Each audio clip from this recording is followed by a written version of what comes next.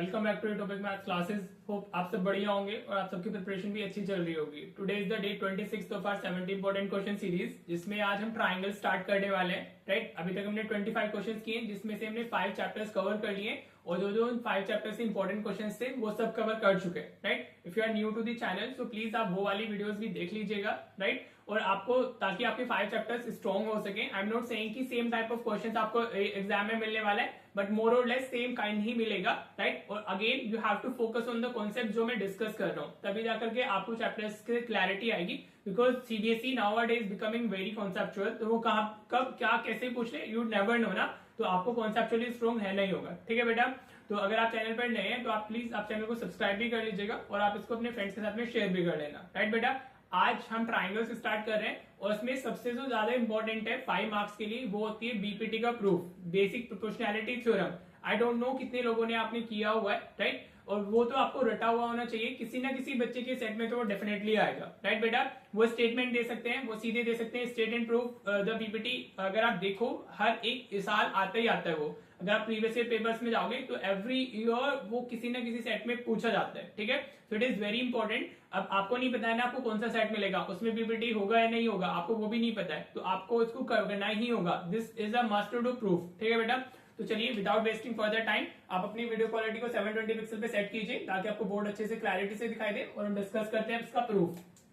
Question मैंने सीधे लिख दिया है स्टेट एंड प्रूफ बीपीटी। वो सीबीएसई देखो कैसे पूछा है, 25 में क्या दिया हुआ था, स्टेटमेंट दिया हुआ था, लेकिन वो किसका था, कन्वर्स ऑफ बीपीटी का स्टेटमेंट था। और नीचे पूछा गया था proof state and proof the converse of this statement या दिस थ्योरम। राइट, तो बीपीटी डायरेक्टली ना पूछ के उसके कन्वर्स का हमें स्टेटमेंट दिया और बोला गया proof the converse of this theorem. ठीक है बेटा, प्रूफ द कन्वर्स, कन्वर्स मतलब बीपीटी। राइट, बीपीटी को हम लोग थेल्स थ्योरम भी बोलते हैं, जिन लोगों को नहीं पता है वो थेल्स थ्योरम के नाम से भी पूछा जा सकता है, थेल्स थ्योरम। ठीक है बेटा, state and proof Thales theorem. Right, statement तो आपको लर्न करना होगा, मैं समझा देता हूं। If a line intersecting two sides of a triangle is parallel to the third side, आपको क्या पता है, अगर मैं यहाँ पर गिवन लिखता हूं तो गिवन में मुझे क्या पता है, DE is parallel to BC, ये चीज मुझे पता है। ठीक है बेटा, वी नो दैट कि जो डी है वो बीसी के पैरेलल है। फिर वो क्या, अगर हमें इतना पता है, then it will divide the two sides in the same ratio. Right, तो हमें प्रूफ क्या करना है इसमें, वी नीड टू प्रूफ, आप ये गिवन टू प्रूफ वगैरह लिखना होता है इसमें। हाँ जी बेटा, गिवन टू प्रूफ आप डालोगे, जो एडी अपॉन डीबी होगा, AD upon DB that will be equals to AE upon EC.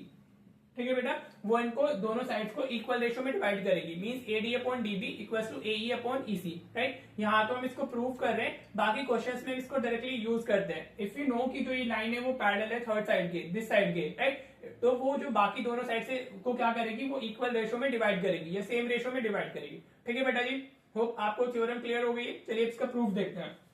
इसमें हमें कंस्ट्रक्शन करना पड़ेगा। देखो प्रूफ को ना मेनली आपको 2-3-4 बार लिखना होता है, तो वो ऑटोमेटिकली लर्न हो जाता है। समझ के लिखोगे तो आपको स्टेप्स याद रह जाएंगे कि आपको क्या लिखना है। राइट, आप इसमें ऐसे करना, एक तो ई पॉइंट से इसमें वो डाल देना परपेंडिकुलर। ठीक है बेटा, ये हो गया हमारा ई से, और एक डी से पॉइंट आपको इसमें परपेंडिकुलर डालना है। आप कुछ भी ले सकते हो, ई एफ ले लो या एम एल ले लो, इसको चलो एफ ले लेते हैं, ई एफ, और डी जी ले लेते हैं इसको। ठीक है, कुछ भी आप अपने कंफर्ट के अकॉर्डिंग ले सकते हो। ठीक है, वो सिर्फ नोटेशन है, उसमें कोई लेना देना नहीं है, ई एफ जी कुछ नहीं है, आप इसमें कुछ भी लेटर सिलेक्ट कर सकते हो। ठीक है जी, कंस्ट्रक्शन में आप डालोगे draw E F perpendicular to A B and D G perpendicular to हमारा हो जाएगा ए सी।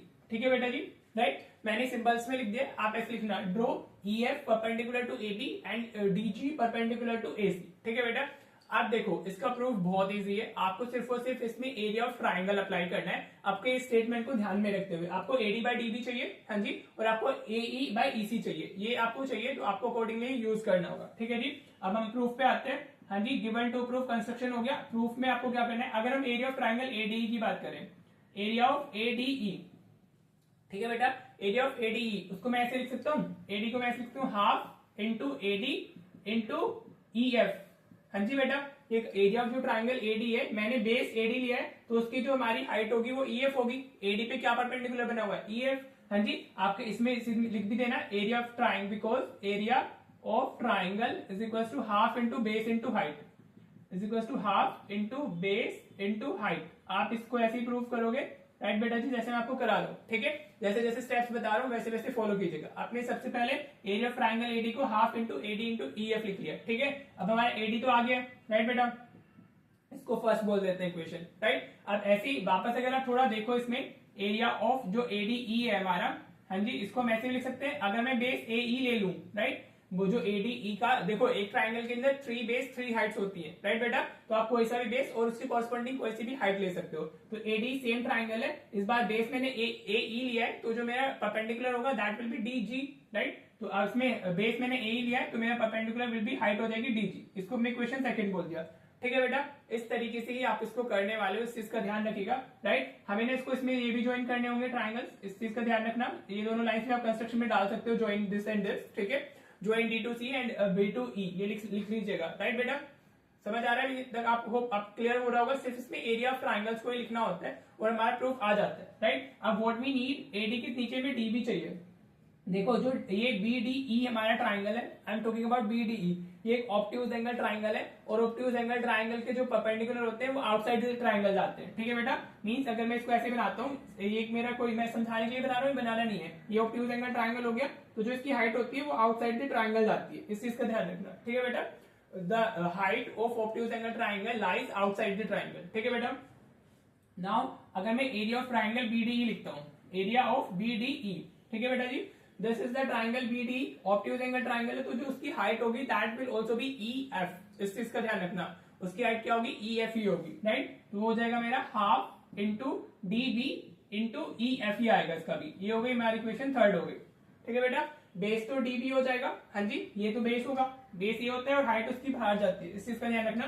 तो ट्राइंगल, अगर हम area of triangle B D E की बात करते हैं तो उसका जो हाइट होती है वो आउटसाइड द ट्राइंगल जाती है, तो ई एफ आ जाएगा वो, ठीक है बेटा, राइट। ऐसे ही अगर आप डी ई सी का एरिया लिखते हो, area of triangle D E C, तो वो क्या होगा, हाफ, उसका जो बेस है हमारा वो क्या हो जाएगा, ई सी हो जाएगा, राइट, और जो उसकी हाइट होगी वो डी जी हो जाएगी, ये हो गई हमारी इक्वेशन 4, ठीक है बेटा। ये भी एक ऑब्ट्यूज एंगल ट्राइंगल है जिसकी हाइट आउटसाइड द ट्राइंगल जाएगी, तो वो डी जी हो जाएगी, ठीक है बेटा जी। होप आपको अच्छे से क्लियर हो रहा होगा अभी तक, हाँ जी बेटा। अब आप इसमें क्या करोगे, देखो हमें क्या चाहिए, एडी अपॉन डीबी चाहिए, एडी अपॉन डीबी चाहिए, राइट। तो हम क्या करेंगे, equation 1 divided by equation third कर देंगे, equation 1 divided by equation third कर सकते हो, ठीक है बेटा जी, राइट। तो यहाँ पर क्या आएगा हमारा लेफ्ट हैंड साइड में, तो एरिया ऑफ ट्राइंगल एडीई आ जाएगा, अपॉन इधर हमारा क्या आएगा, area of BDE, area of BDE is equal to, ऊपर हमारा क्या आएगा, half into AD into E F आएगा, और नीचे हमारा क्या आएगा, लेफ्ट हैंड, जब आप डिवाइड करते हो तो लेफ्ट हैंड से डिवाइड होती है और राइट हैंड से डिवाइड होती है, तो ये half into DB into E F आ जाएगा, ठीक है बेटा जी, राइट। अभी हाफ से हाफ कैंसिल हो गया, ई एफ से ई एफ कैंसिल हो गया, तो what you have, AD upon DB, ठीक है बेटा जी। अब आप इसको बोल दोगे इक्वेशन 5, राइट बेटा। अभी मैं क्यों बोल रहा हूँ आपको ऑटोमेटिकली क्लियर हो जाएगा। यू कैन सी हमारी जो ये वाली साइड है लेफ्ट हैंड साइड वो आ चुकी है, राइट बेटा। नाउ आपको क्या करना है, equation second divided by equation fourth करनी है, equation second divided by equation fourth. Equation second में हमारा क्या है, एरिया ऑफ एडीई दिया हुआ है, राइट।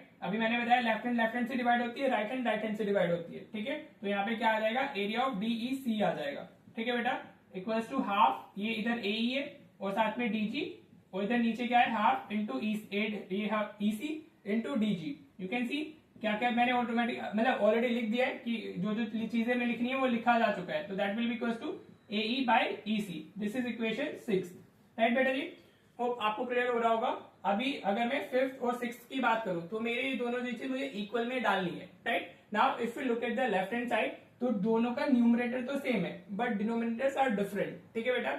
अगर आपके डिनोमिनेटर्स भी सेम हो जाएंगे तो आपकी फिर ये वाली चीजें इक्वल आ जाएंगी, ठीक है। क्योंकि अगर ये वाला हमारी लेफ्ट हैंड साइड सेम है तो राइट हैंड साइड भी ऑफकोर्स सेम ही होंगी, ठीक है बेटा। क्लियर हो रहा है। तो you can see numerators are same but denominators are different, ठीक है बेटा। तो यू कैन अभी देखो 9th क्लास में हमारा चैप्टर 8 होता था कोऑर्डिनेटर, हाँ जी, वहां पे हम इस चीज को पढ़ते थे। अभी वो कोऑर्डिनेटर में जो पार्ट है वो वाला रिमूव कर, areas of parallelogram and triangles था एक चैप्टर, वो रिमूव कर दिया गया, ठीक है बेटा। कोऑर्डिनेटर तो अभी भी है, areas of triangle and parallelogram remove हो गया। वहां पे हम एक चीज पढ़ते थे कि अगर दो ट्राइंगल्स का बेस सेम हो, ठीक है बेटा, और वो सेम पैरेलल्स के बीच में लाई करते हैं तो उनका एरिया सेम होता है, राइट। जैसे ट्राइंगल डीबी, ये डीई बी है हमारा और डीई सी है, ये दोनों ट्राइंगल्स क्या है, सेम बेस डीई पर है और बिटवीन द सेम पैरेलल्स लाई कर रहे हैं डीई एंड बीसी, तो इनका एरिया क्या होगा, इक्वल होगा। ये थ्योरम हमारी 9th क्लास में होती थी, राइट। अभी रिलेटेड सिलेबस का पार्ट है बट यहाँ पे यूज होगी, तो आपको वो पता होना चाहिए। तो आप कैसे लिखोगे, आप लिखोगे एरिया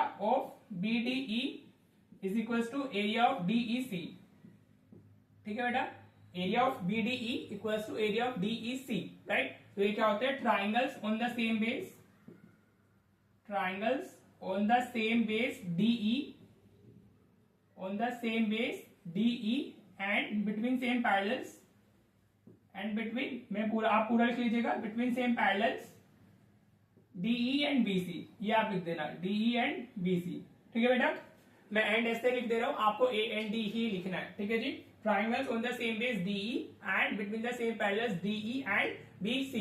अगर ऐसे होता है तो उन ट्राइंगल्स का एरिया हमारा क्या होता है, सेम हो जाता है, राइट। अब आप क्या करोगे, इसको बोल दोगे इक्वेशन 7।